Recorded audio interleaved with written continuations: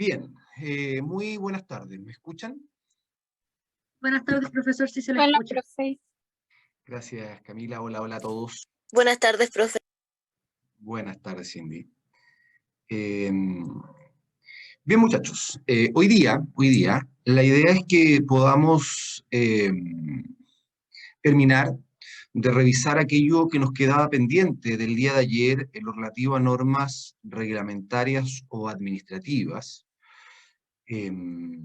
Luego de eso, espero alcanzar a hacerlo en el break, vamos a hacer un break, donde adicionalmente les quiero dejar un taller, ¿ya? Un ejercicio que, como les he dicho con anterioridad, nos sirve para poder, por un lado, aplicar los contenidos teóricos que vamos viendo a lo largo del curso, a través de estas clases tediosas, ¿verdad?, donde yo los voy aburriendo con lo que voy diciendo. Y además les sirve de cara a, obviamente, la prueba que tenemos fijada en 2 semanas más, ¿ya? Luego de ello, si es que el tiempo nos alcanza, para que terminemos prudentemente, como siempre lo hemos hecho y como lo acordamos desde un comienzo, comenzaríamos al menos a dejar introducida la tercera gran temática del curso, ya relativa a organización de la administración del Estado. Es decir, ya hoy día vamos a abandonar esas primeras 2 grandes temáticas de carácter introductorias, es decir, introducción al derecho administrativo, y luego principio de legalidad y fuentes del ordenamiento jurídico administrativo, para dar paso entonces al estudio de la administración en cuanto a organización, ¿vale? Pero bueno, a lo que nos convoca. Vamos a terminar de revisar lo que estábamos viendo el día de ayer, y a continuación, creo que ayer lo último que alcanzábamos a hacer era analizar muy brevemente estos 3 criterios de clasificación que ustedes tenían, ¿verdad?, en el apunte, en cuanto a reglamentos en forma general, normas reglamentarias, eh, jurídicas o normativas, por un lado, y normas reglamentarias administrativas, por el otro. En segundo lugar, la diferenciación entre normas reglamentarias autónomas y normas reglamentarias de ejecución y finalmente esta distinción según de qué autoridad proviene la norma reglamentaria, ¿verdad? Hablábamos de normas supremas, si emanan del presidente de la República; normas regionales, si emanan de autoridad regional; normas comunales, si es que emanan de alguna autoridad comunal, como por ejemplo una municipalidad o un alcalde; e incluso, ¿verdad?, estas normas que emanan de los jefes superiores de servicio público. Creo que eso fue lo último que vimos. Y a continuación, entonces, vamos a volver al artículo 32, número 6 de la Constitución. Porque ese artículo 32, número 6, recordarán ustedes, a propósito de la potestad reglamentaria del presidente de la República, ahí se consignan 3 conceptos, ¿verdad? Nos habla de reglamentos, nos habla de decretos y nos habla de instrucciones. Me interesa, en primer lugar, que revisemos qué es entonces un reglamento, y lo vamos a hacer inmediatamente comparando con qué es lo que es un decreto, ¿ya? A ver, vamos viendo entonces. Esta es una suerte de paralelo, ya para que no se me pierda. Obviamente tanto, y esto aunque sea de perogrullo lo digo, obviamente tanto los reglamentos, los decretos y las instrucciones son normas de tipo reglamentarias o administrativas, ¿verdad? En este caso, emanadas del presidente de la República, porque es lo que vamos a ver a continuación, sin perjuicio de lo que ayer les dije, en cuanto a que existen otras autoridades administrativas que también tienen potestad normativa. Y de hecho lo veíamos a propósito de las municipalidades. ¿Se acuerdan del artículo 12 de la Ley Orgánica Constitucional de Municipalidades, la Ley 18.695? Y entonces, vamos a ver, el Reglamento Supremo o Decreto Reglamentario, que es lo mismo, Reglamento Supremo o Decreto Reglamentario, tiene por característica, como ya con anterioridad lo he señalado, el que es de contenido general. Es de contenido general. ¿Qué es lo que significa? Bueno, significa, ¿verdad?, que tiene destinatarios genéricos, destinatarios indeterminados. Va dirigido a una colectividad donde no es posible entonces con precisión determinar a quiénes va a resultar aplicables. ¿Ya? Por la naturaleza de esta norma, tiene esta característica de tener una aplicación a destinatarios indeterminados. Por el contrario, el decreto supremo, también llamado simple decreto, el decreto supremo, también llamado simple decreto, es de contenido individual, es de contenido individual, de contenido particular, lo que significa que a través de un decreto supremo, simple decreto, este tiene uno o más destinatarios determinados, específicos, o aborda una cuestión también determinada, específica, acotada. ¿Vale? En definitiva, fíjense ustedes, los reglamentos supremos suelen ser regulaciones, mientras que el decreto supremo, simple decreto, suele ser una cuestión, perdón, suele contener una decisión administrativa puntual, particular. Entonces yo ya les podría decir,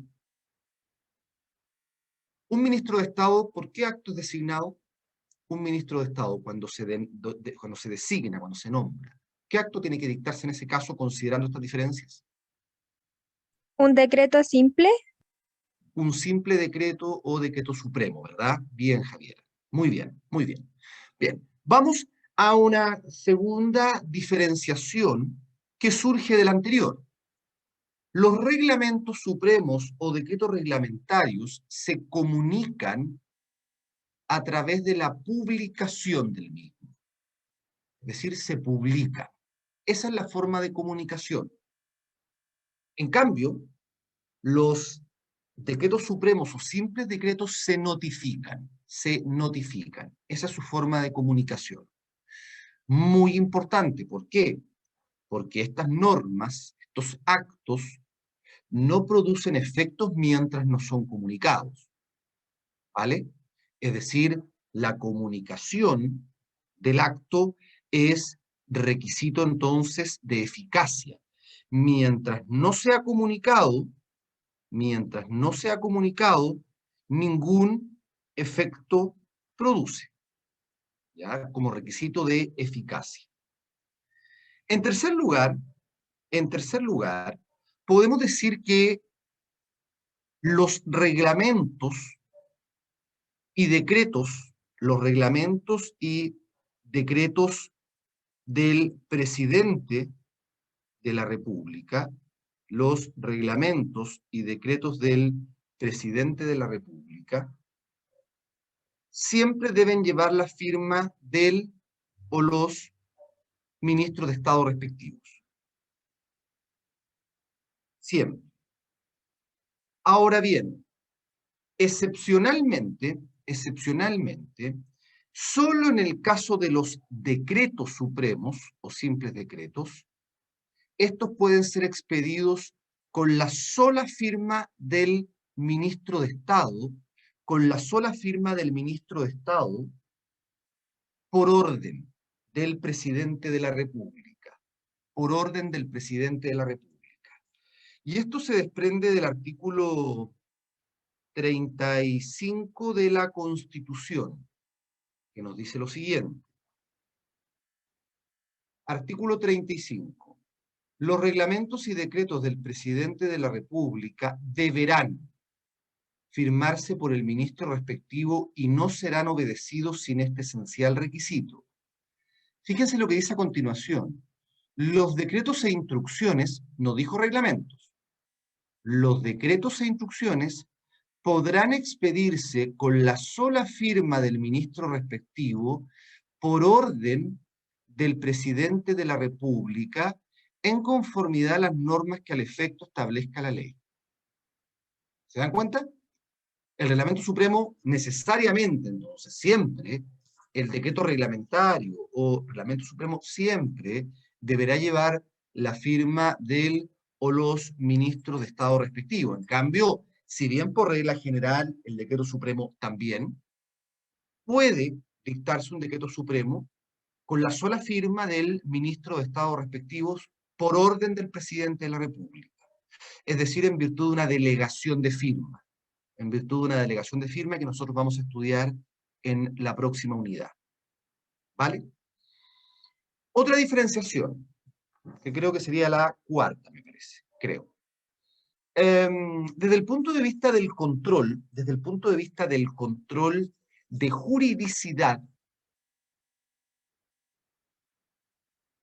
los reglamentos supremos o decretos reglamentarios están siempre sujetos a la toma de razón por parte de la Contraloría General de la República. Siempre. Es decir, no pueden ser exentos, no pueden ser eximidos, exentos del trámite de toma de razón. En cambio, si bien es cierto, los decretos supremos, por regla general, están sometidos a la toma de razón, estos pueden ser eximidos de ese trámite. Estos pueden ser eximidos de ese trámite, es decir, pueden ser exentos. ¿En qué caso? Cuando el Contralor General de la República así lo determina. Cuando el Contralor General de la República así lo determina. Otra diferencia. Por regla general, el reglamento supremo o decreto reglamentario tiene una vigencia más o menos prolongada en el tiempo. Es decir, se consolida con su aplicación permanente y práctica en el tiempo, por regla general. En cambio, el decreto supremo o decreto reglamentario, también por regla general, se dicta, se comunica y se produce su extinción por el agotamiento natural de sus efectos. Se dicta, se comunica, produce sus efectos, es decir, agota sus efectos, y a partir de ello entonces se extingue. Otra diferencia que podemos recalcar es respecto de la posibilidad de revocación o derogación del acto. En principio, tanto los reglamentos supremos como los decretos supremos, muchachos, son eminentemente revocables. Tanto los reglamentos supremos como los decretos supremos son eminentemente revocables, es decir, pueden ser derogados, pueden ser dejados sin efecto por la autoridad que los dictó, en este caso el presidente de la República. Bueno, lo vimos en su minuto. ¿A partir de cuándo producen efectos? Y lo dijimos recién. A partir de su comunicación, ¿cierto? Publicación en el caso de los reglamentos, notificación en el caso de los decretos supremos. Ahora bien, ¿producen efectos retroactivos? También lo vimos hace unas clases atrás. Regla general, no.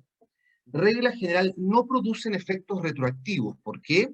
Porque así lo señala el artículo 52 de la ley 19.880, que consagra la irretroactividad. El artículo 52 de la ley 19.880, que consagra la irretroactividad, nos dice: los actos administrativos no tendrán efectos retroactivos. Regla general. Salvo cuando produzcan consecuencias favorables para los interesados y no lesionen derechos de terceros. O sea, solo en la medida de que produzcan consecuencias favorables para los destinatarios, para los interesados, y además no lesionen derechos de terceros, se les podría reconocer efectos retroactivos, pero la regla general es la irretroactividad. Ahora bien, ¿y hasta cuándo rigen? Aquí nosotros ya podríamos decir, bueno, el reglamento, por regla general, ¿verdad?, tiene una vigencia relativamente prolongada en el tiempo, ¿verdad? Porque es una regulación y por lo tanto se va consolidando con su aplicación permanente en el tiempo. En cambio, lo decíamos, por regla general, el decreto supremo se dicta, se notifica, produce efectos y se extingue. Pero aquí valga la pena hacer una diferenciación que yo ya hice antes, pero la vuelvo a reiterar. Desde el punto de vista de la clasificación de los actos, que también vamos a estudiar más adelante en detalle, hay un criterio de clasificación que apunta justamente a su vigencia en el tiempo. Y así tenemos actos de efectos instantáneos, es decir, actos que se dictan, se comunican, producen sus efectos y se extinguen. ¿Ok? Actos instantáneos, de efectos instantáneos. En segundo lugar, hay actos de efectos transitorios. Hay actos de efectos transitorios, es decir, actos que se dictan para tener una vigencia durante un periodo de tiempo determinado. Al cabo del vencimiento del plazo, obviamente el acto se va a extinguir. Y en tercer lugar, hay actos de efectos permanentes. Actos de efectos permanentes, es decir, aquellos actos que tienen la pretensión de durar indefinidamente en el tiempo. No significa que no se les pueda poner término, que no se les pueda derogar, que no se les pueda revocar. No, no. Pero la pretensión es que rijan indefinidamente en el tiempo. Pues bien, desde este punto de vista, en principio, tanto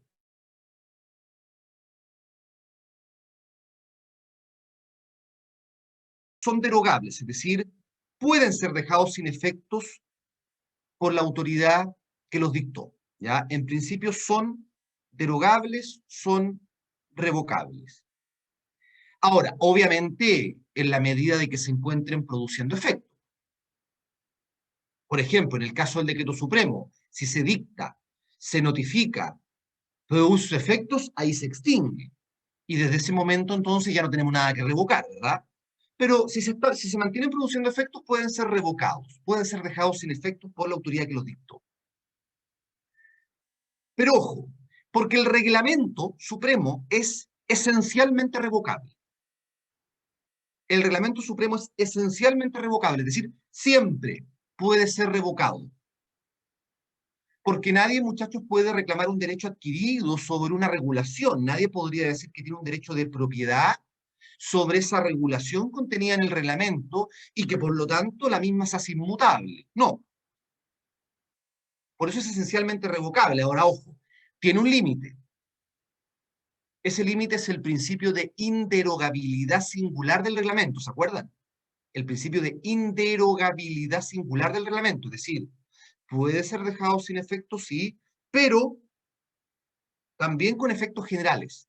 ¿Qué es lo que yo no puedo hacer? Es, mediante acto particular, derogar para un caso puntual, otro caso puntual, otro caso puntual las normas de un reglamento. Debo hacerlo, si lo hago, para todos. Si lo modifico para todos. Si lo derogo para todos. De lo contrario, estaría haciendo una discriminación arbitraria. ¿Vale? Profesor, Sí, ¿cómo se llamaba el principio que habló recién? principio de inderogabilidad singular del reglamento. Principio de inderogabilidad singular del reglamento. ¿Vale?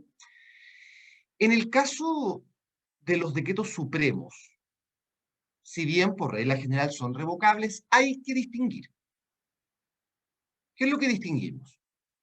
Si son favorables o si son desfavorables para el interesado.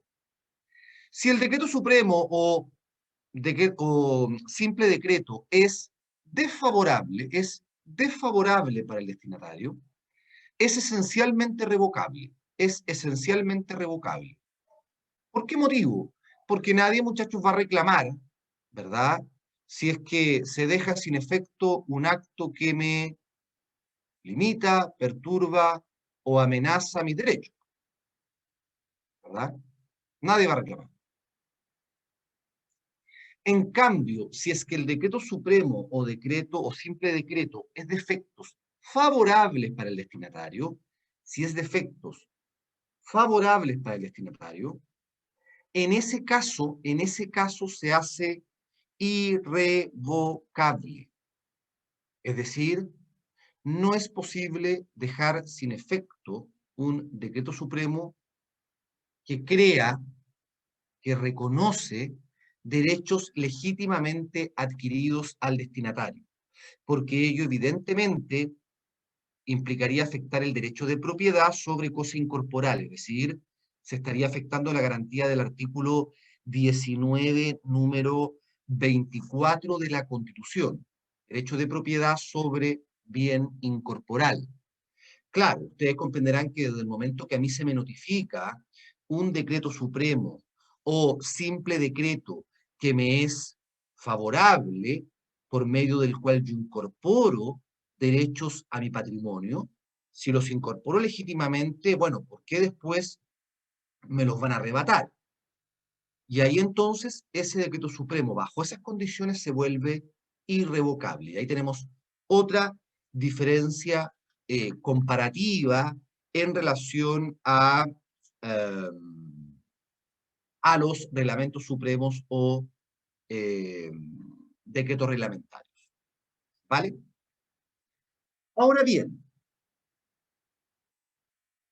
bueno, sabemos más o menos cuáles son las particularidades de un reglamento, sabemos cuáles son las particularidades de un decreto.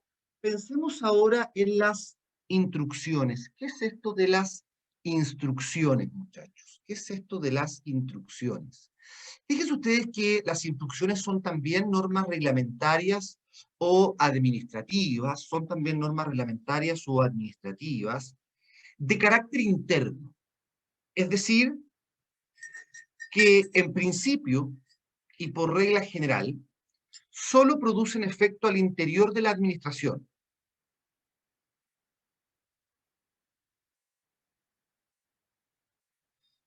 Obligando, vinculando a los funcionarios públicos, pero no a los administrados, pero no a los administrados.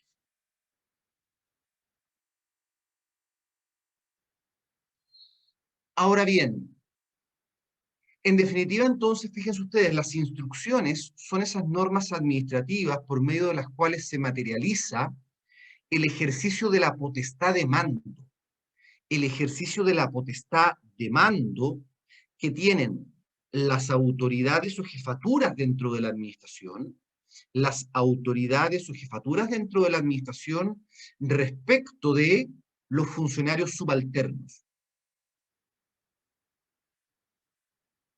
los que obviamente tienen la obligación de cumplir las órdenes que imparte el superior jerárquico. ¿Cuál es la eficacia obligacional de las instrucciones? ¿Por qué obligan? Bueno, la eficacia obligacional de las instrucciones, estimados estudiantes, es precisamente el principio de jerarquía que estructura a la administración desde el presidente de la República hacia abajo. ¿Ya? El principio de jerarquía es la fuente obligacional de las instrucciones.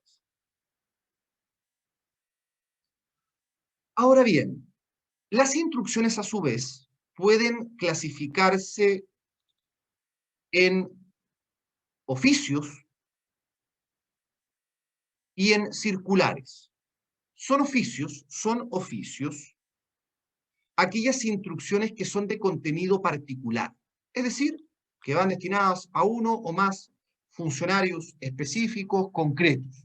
Ahí se llaman oficios. En cambio, son circulares aquellas instrucciones que son de contenido general. Vale decir aquellas que tienen destinatarios indeterminados, que van dirigidos a una generalidad. Y esto ya a ustedes les permitirá decir, ah, ya sé. Entonces las circulares se publican, los oficios se notifican. Exacto. Y desde ahí producen efectos. ¿Pueden producir efectos retroactivos? Regla general, no. Y retroactivos. ¿Pueden ser derogadas? ¿Pueden ser revocadas por la autoridad que lo dictó? Lógico. Lógico.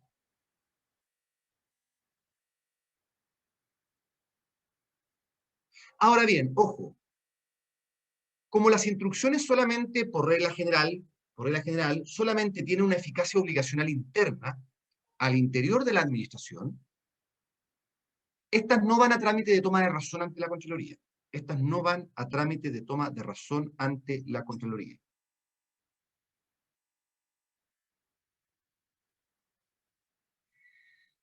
Hasta aquí, ¿existe alguna duda o consulta? No, profe. ¿No? Ya. Profe, Sí, ¿las de oficio se comunicaban y las circulares se notificaban? ¿Así era? no, los oficios se notifican, las Ah, ya, circulares al se revés. publican.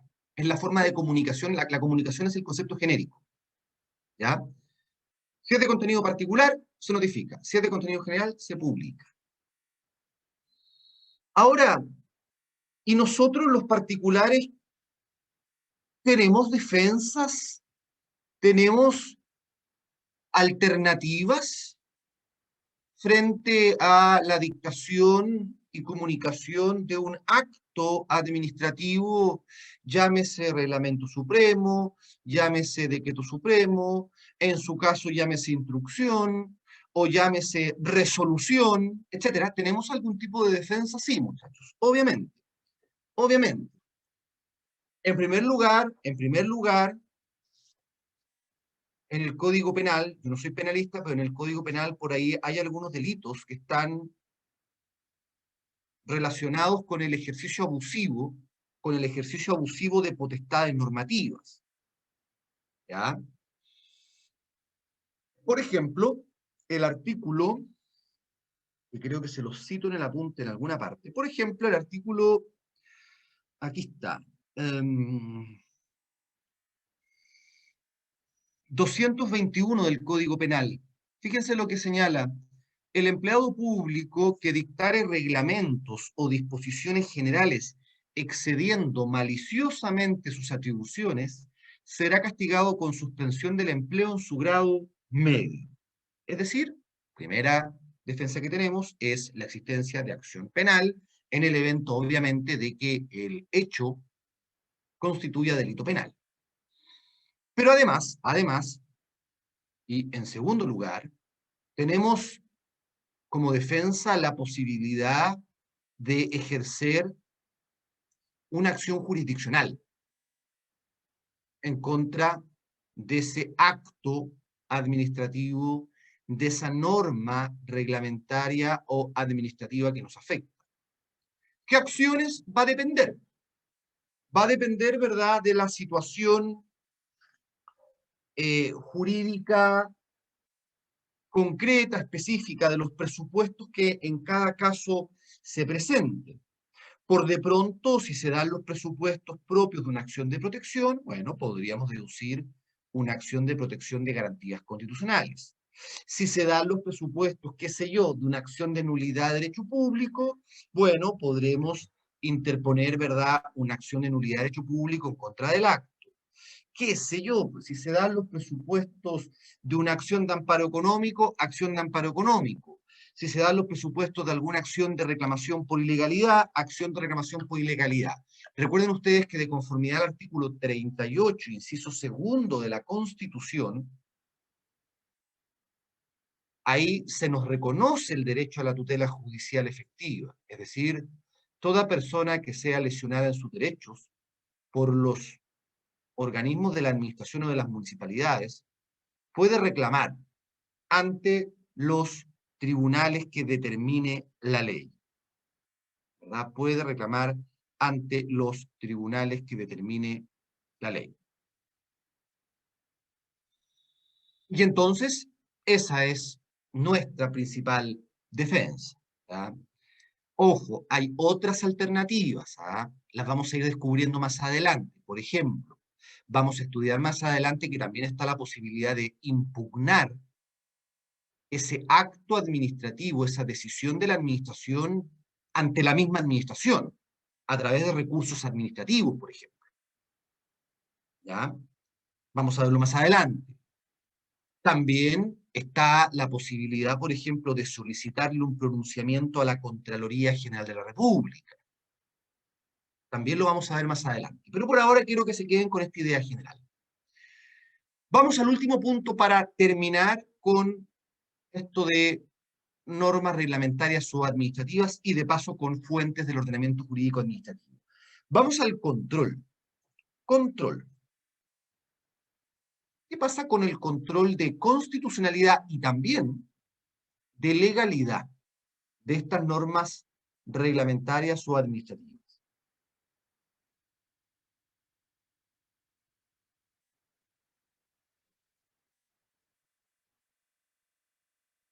En primer lugar, fíjense ustedes, aquí encontramos a la Contraloría General de la República como organismo encargado del control de constitucionalidad y de legalidad de estos actos.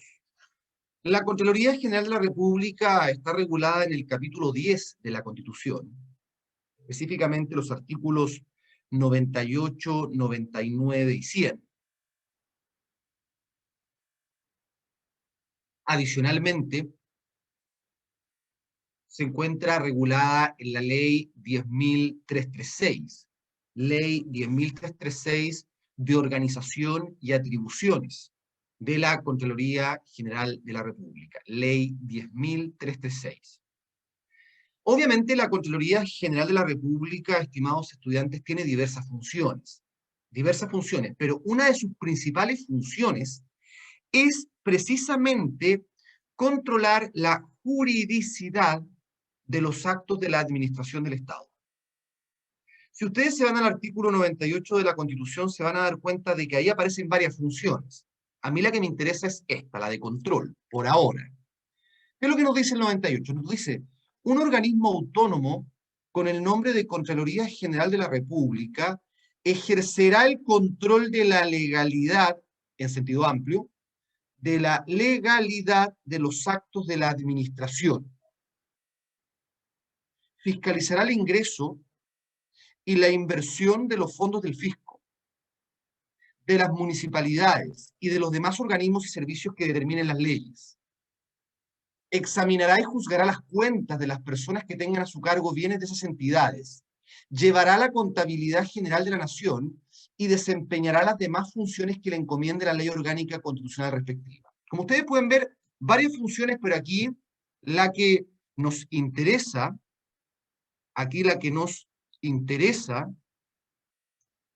es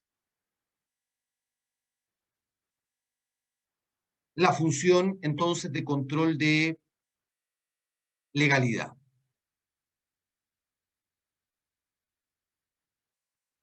Ahora bien, ¿cómo lleva a cabo ese control de legalidad? Lo lleva a cabo a través de diversas atribuciones.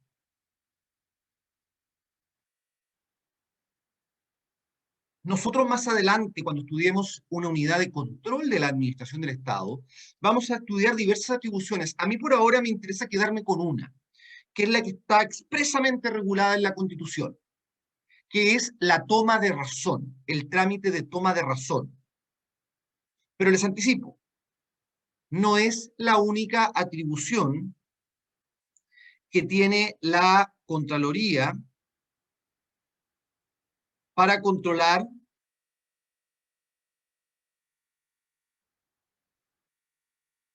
la juridicidad de los actos de la administración. Tiene otras. Por ejemplo, mencionémoslas simplemente. Por ejemplo, la potestad dictaminante. La potestad dictaminante. Por ejemplo, la facultad de realizar auditorías.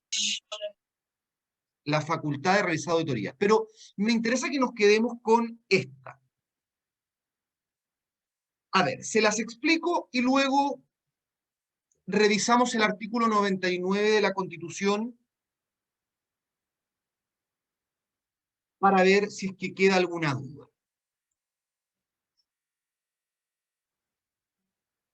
Existen ciertos actos, ciertas normas de la administración que deben pasar por este trámite de toma de razón ante la Contraloría General de la República. Para saber cuáles pasan por ese trámite, cuáles tienen que cumplir ese control previo y cuáles no, y cuáles no, tenemos que irnos a la resolución número 7. Resolución número 7 de la Contraloría General de la República, que fija normas sobre exención del trámite de toma de razón. Resolución número 7 de la Contraloría General de la República, que fija normas sobre exención del trámite de toma de razón. Nosotros, revisando esa resolución, podemos percatarnos qué actos o normas reglamentarias van a tomar razón y cuáles no. Por ejemplo, ya lo dijimos delante, sabemos que los reglamentos supremos van siempre. No pueden ser eximidos. En cambio, los decretos supremos pueden ser algunos eximidos de la toma de razón. ¿Verdad? Lo dijimos delante. Pues bien, si se dicta un acto, una norma reglamentaria o administrativa que afecta a toma de razón, ¿qué es lo que debe hacer la autoridad que la dicta? Remitirla. Esto todo es previo a su entrada en vigor, ¿eh? Todo previo a su entrada en vigor.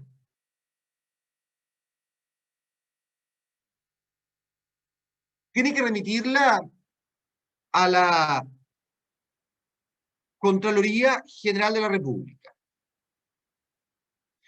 Una vez que ingresa a la Contraloría General de la República,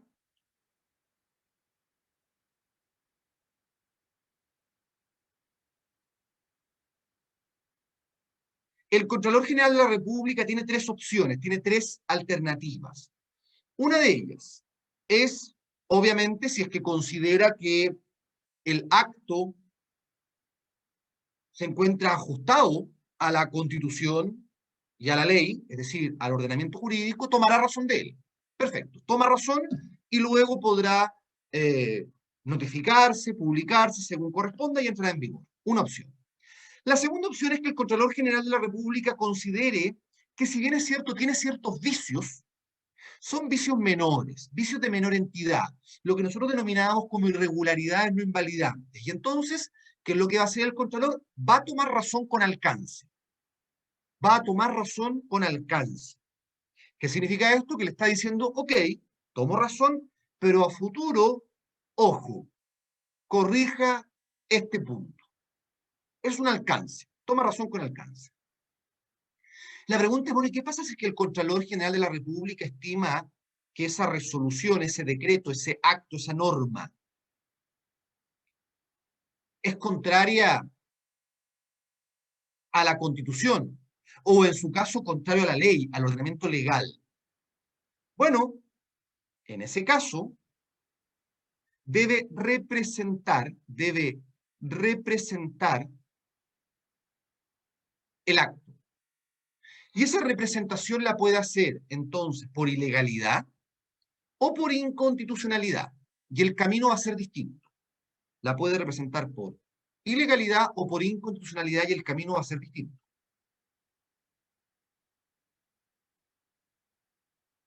Si se representa por ilegalidad, ¿qué opción tiene la autoridad que dictó ese acto? Uno, retirarlo. Retirarlo de tramitación ante la Contraloría y no hacer nada. Es decir, no va a haber acto. Segundo, retirarlo e ingresarlo de nuevo, o sea, retirarlo, perdón, corregirlo, hacer los ajustes respectivos en base a la representación del Contralor,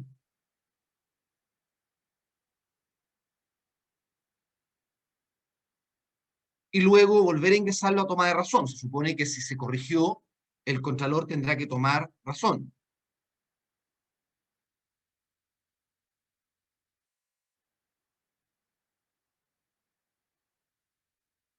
¿Qué otra opción tiene? Bueno, en tercer lugar, esta facultad que les voy a decir a continuación solo la tiene el presidente de la República, eso sí, solo el presidente de la República. Es decir, no la tiene otra autoridad distinta que no sea el presidente de la República.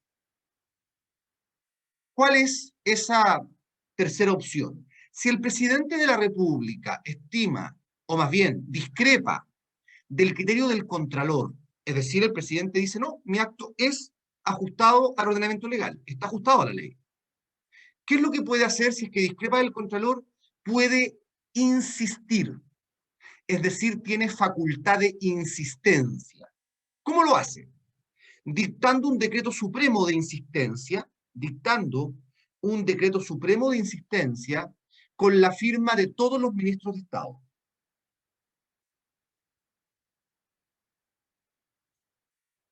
Dicta un decreto supremo de insistencia con la firma de todos los ministros de Estado. En ese caso, ahora, ¿por qué se exige la firma de todos los ministros de Estado? Porque eso permite una mayor reflexión, ¿verdad? Una mayor reflexión en cuanto a ver, pensemos, ¿es realmente este acto contrario a la ley, sí o no? ¿Ya? Si es que el presidente de la República insiste, es decir, dicta este decreto de insistencia con la firma de todos sus ministros de Estado, el Contralor General de la República queda forzado a tomar razón. O sea, deberá tomar razón pese a la representación. Pero remitirá los antecedentes a la Cámara de Diputados a fin de que se active un eventual control político. Remitirá copia de los antecedentes a la Cámara de Diputados a fin de que se active un control político.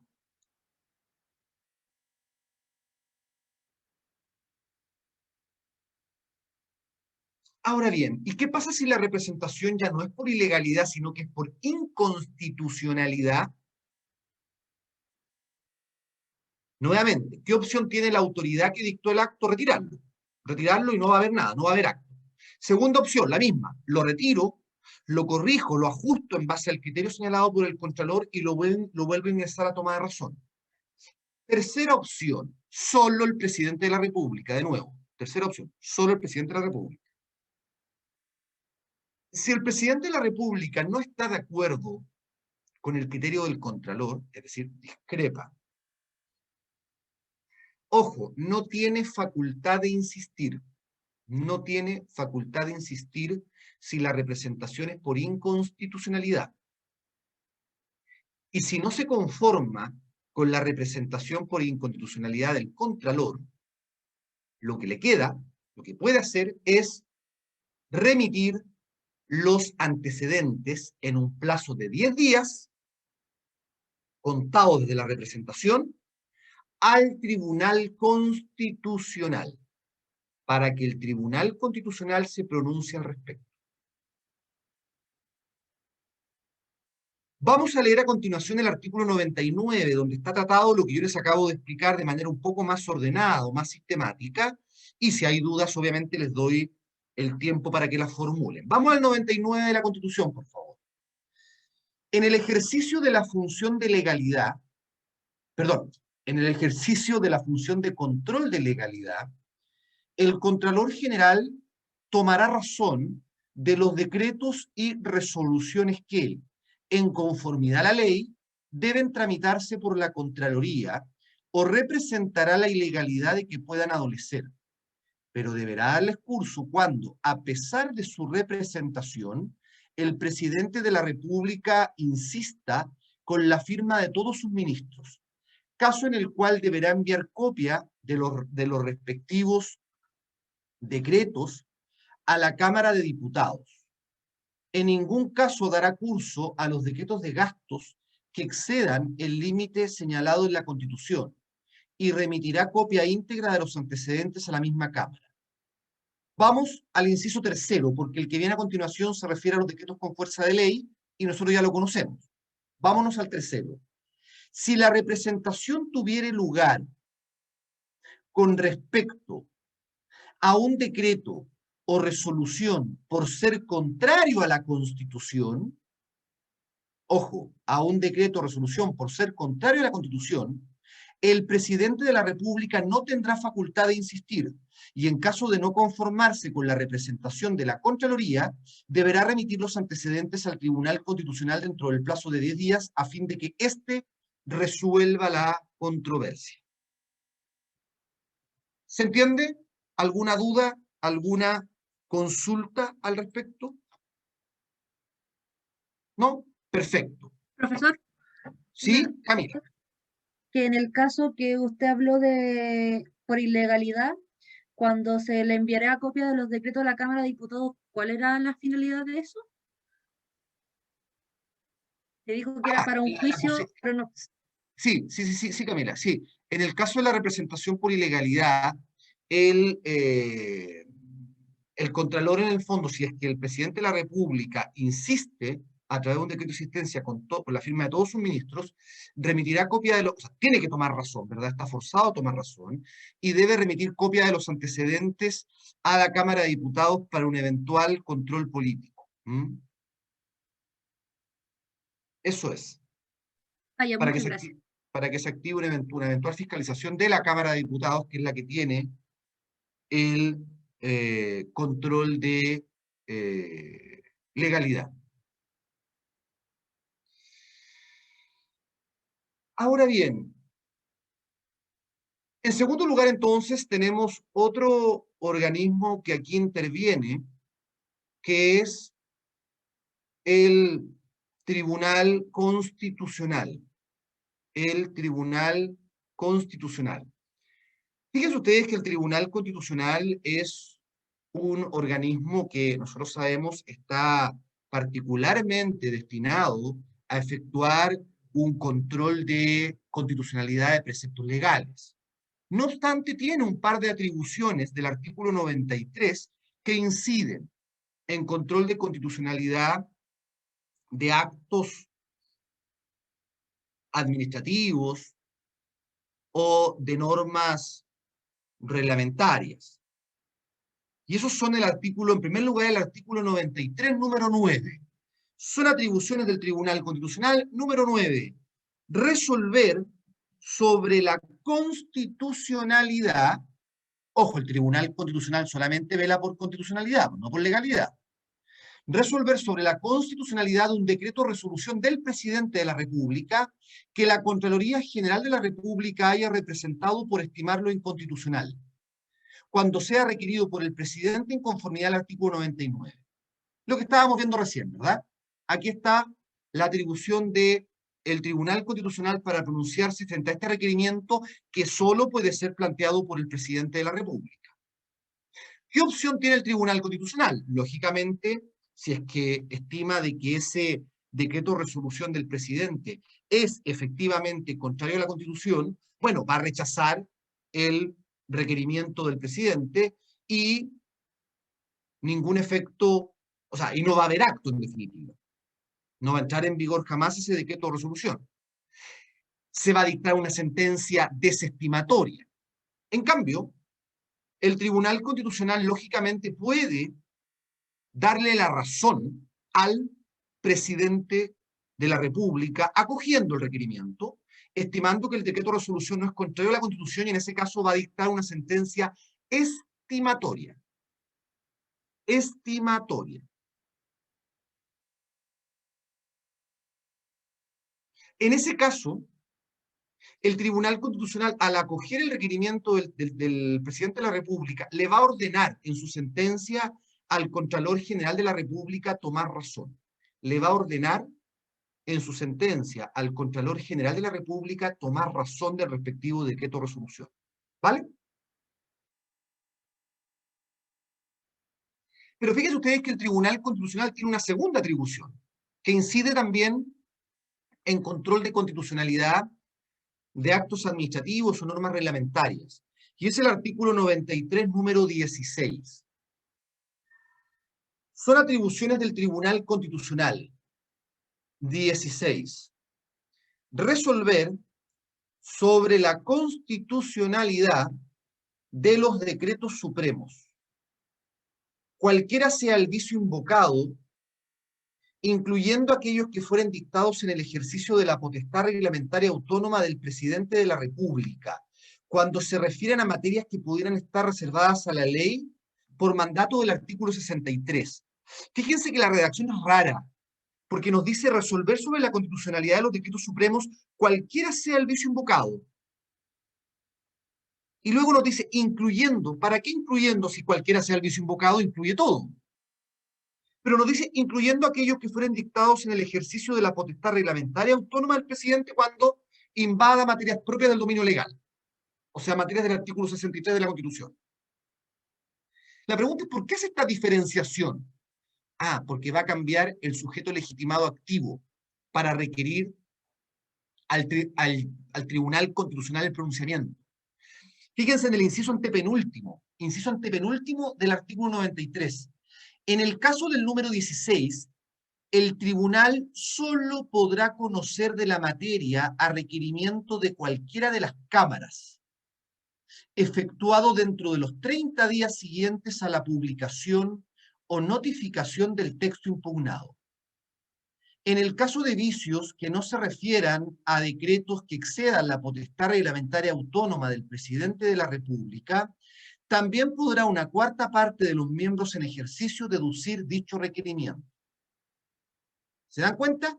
Es decir, ¿quién puede requerir al Tribunal Constitucional para que ejerza esta atribución del artículo 93, número 16? Cualquiera de las cámaras dentro de un plazo de 30 días contados desde la publicación o notificación del acto. Pero si fuera cualquier vicio distinto a aquel consistente en que el presidente de la República invadió materias propias de ley a través del ejercicio de la potestad reglamentaria autónoma, si es cualquier otro vicio distinto a ese, se reduce el quórum, es decir, también puede una cuarta parte de los miembros de cada cámara. Repitámoslo.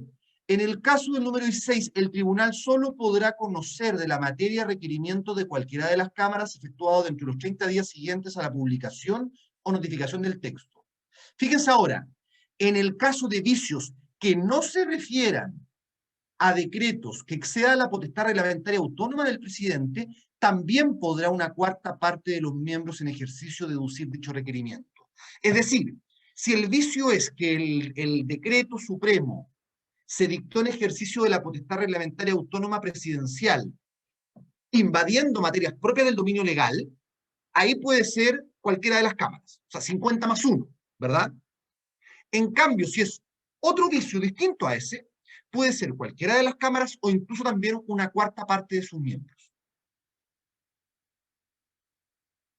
Ahora, ¿qué es lo que puede ocurrir en conocimiento de este requerimiento por parte del Tribunal Constitucional? Obviamente el Tribunal Constitucional puede rechazarlo, dictando una sentencia desestimatoria, y en ese caso el decreto supremo va a quedar perfectamente válido. O sea, me refiero produciendo efectos. O podría acogerlo. Y si lo acoge, obviamente está dictando una sentencia estimatoria, y en ese caso,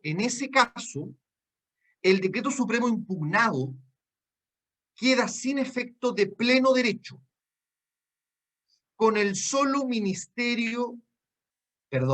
queda sin efecto con el solo mérito de la sentencia del Tribunal Constitucional que acoge el requerimiento, es decir, queda sin efecto de pleno derecho, con el solo mérito de la dictación de la sentencia del Tribunal Constitucional que acoge el requerimiento. Eso ustedes lo encuentran así consagrado en el artículo 94 de la Constitución. Artículo 94 de la Constitución. ¿Alguna duda o consulta? Paréntesis, quizá no se los dije. Ahí la voz decreto supremo está ocupada en términos amplios. O sea, obviamente opera para los decretos supremos y también para los reglamentos supremos, en términos genéricos. ¿Vale? ¿Alguna duda o consulta? Profesor, Camila. en el artículo 93, número 16, ¿el plazo de 30 días es para los dos casos? Para el caso de Sí. cuando... Ah, ya. Sí, sí. Cualquiera sea la causal invocada, incluida en ese caso, ¿verdad? El que el presidente de la República ejerció la potestad reglamentaria autónoma invadiendo materias propias del dominio legal. Cualquiera de los dos casos, 30 días. ¿Vale? Contado desde la comunicación, es decir, notificación o publicación del acto, según si es de efecto general o de efecto particular. Bien, lo último. Tribunales de justicia. Obviamente, los tribunales de justicia tienen control respecto de actos de la administración. Ya lo veíamos a partir de lo dispuesto en el artículo 38, inciso segundo de la Constitución, ¿verdad? Ahora, ¿tienen control de constitucionalidad? Lógico. Respecto de los actos administrativos, o si ustedes quieren, normas reglamentarias, normas administrativas, el control de constitucionalidad es difuso. Es difuso, es decir, cualquier tribunal de justicia podría controlar la constitucionalidad de una norma reglamentaria o administrativa. Y la legalidad también. También. Y la pregunta, bueno, ¿cómo se controla? Obviamente, estimados estudiantes, ahí el control se activa a través del ejercicio que nosotros, los administrados, hacemos de acciones jurisdiccionales. De acciones jurisdiccionales, acciones que son contenciosas administrativas. Pueden ser acciones contencioso-administrativas constitucionales, es decir, recogidas en la Constitución, o legales. La gran mayoría son legales, son acciones contenciosas administrativas recogidas en la ley. Ejemplo de acciones contenciosas administrativas constitucionales: una acción de protección de garantías constitucionales, una acción de nulidad de derecho público, una acción de reclamación por desconocimiento o pérdida de la nacionalidad chilena, si es que es lo que corresponde, una acción de reclamación expropiatoria. Bueno, y la gran mayoría de las acciones, muchachos, están a nivel legal. Hay un centenar, más de un centenar de acciones dispersas en un ordenamiento jurídico. Es decir, lo que quiero que entiendan es que el control jurisdiccional se activa cuando nosotros impugnamos jurisdiccionalmente sus actos. No es que el juez de letras civil salga de su tribunal y diga, voy a pasar aquí a la oficina de esto, ¿qué? Servicio de Impuestos Internos. Entonces le va a decir, oiga, a ver, tráigame todos los actos que dicto hoy día. Y comienza a revisar que esos actos se ajusten a derecho. No, no. O sea, el control jurisdiccional, este control al que estamos hablando, se activa a través del ejercicio de las acciones jurisdiccionales que nosotros hacemos. ¿Vale? Ahora, por ahí se ha discutido y se ha dicho, ya, está bien, se puede impugnar jurisdiccionalmente un acto, una norma, un decreto, un reglamento, en fin, de manera directa, a través de una acción jurisdiccional. Pero se ha dicho, oiga, y yo no puedo, dentro de un juicio, pedirle al tribunal que no aplique una norma reglamentaria, por ejemplo, que me resulta aplicable, una norma administrativa, en fin, diciéndole que el acto que la contiene es antijurídico.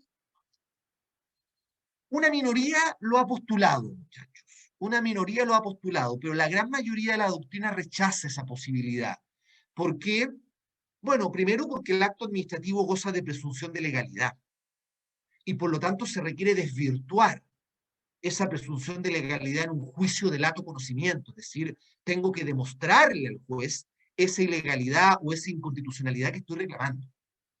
Entonces, imagínense, si estoy dentro de un juicio determinado, imaginémonos un juicio tributario, donde aparece una circular del Servicio de Impuestos Internos, que me puede resultar aplicable, y yo digo, pero esa circular es ilegal. Señor juez tributario aduanero, no lo aplique en este caso, porque el acto es ilegal.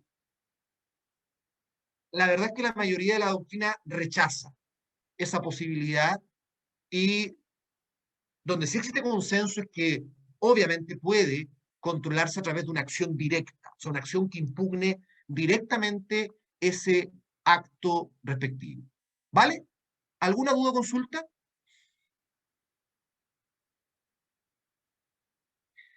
Bien, con esto hemos terminado fuentes. A continuación, por favor, vamos a aprovechar nuestro tiempo. Son las 4:30. Yo les voy a subir en 2 minutos, en 1 minuto, les voy a subir un breve taller. Es un caso con 4 preguntas. Trabájenlo individualmente, si quieren, no sé, se llaman por teléfono con sus compañeros, o no sé cómo se comunican, ¿verdad? Lo pueden trabajar en parejas, me da lo mismo, ustedes vean cómo, pero por favor, hagan el ejercicio de leerlo, de analizarlo y traten de buscar la respuesta a las interrogantes. Esto es para aplicar contenido y es como un ejercicio preparatorio también de cara a la primera prueba, ¿vale? Se los voy a subir a Educandos. La idea es que lo trabajen Ojalá a las 16:55 podamos revisarlo. Lo vamos a revisar. Después les voy a dar un break, obviamente 10 minutos, yo creo 15 minutos de descanso, y después vamos a dejar al menos introducido lo que es teoría de la organización. ¿Vale? Entonces, voy a parar la cámara, me voy a ir a Educando, voy a parar también la grabación para dejarles el taller. A eso de las 16:55 revisamos, ¿ya? Para que estén atentos. Profe, ¿Sí? nos podemos salir y después volver a meternos, ¿cierto? No hay problema. Sí, yo me voy, o sea, yo voy a dejar esto abierto, pero si se quieren salir y después volver a ingresar, no hay problema. ¿Mm? Ah, ya, gracias. De nada. Déjenme irme educándose, eso sí, para poder cargárselos.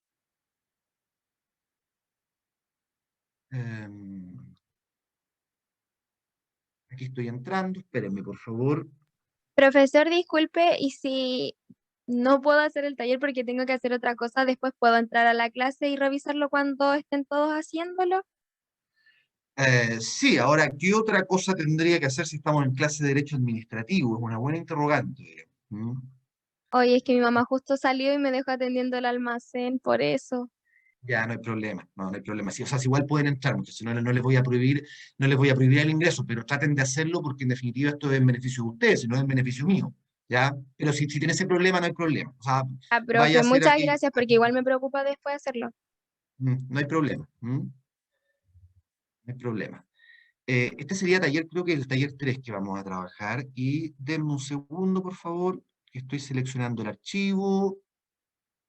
Aquí está, taller fuentes, abrir, subir este archivo ahora, guardar cambio, regresar al curso. Ya, muchachos, ahora les debiera aparecer en, sí, taller 3 dice, les aparece en el primer tema ahí en Educando. Trabájelo, como les digo, a eso de 5 para las 5, retomamos para revisar, ¿vale? Ya, profe.